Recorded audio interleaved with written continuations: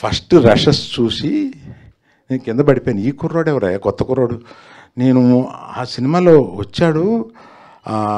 అంతకుముందు సినిమా ఏంటది, నానితో చేసి దసరాలో వచ్చాడు.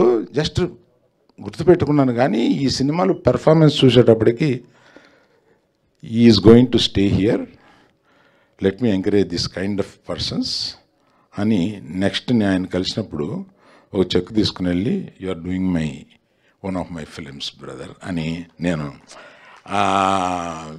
It gave him so much of confidence. ఇవన్నీ నేను అనుకోలే. ఇతను he's one actor who is going to stay here for long, is so talented.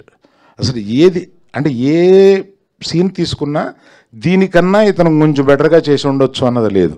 అట్లా చేశాడు, ఆ క్యారెక్టర్లో అట్లా జీవించి చేశాడు. Wish you a great future brother, great future.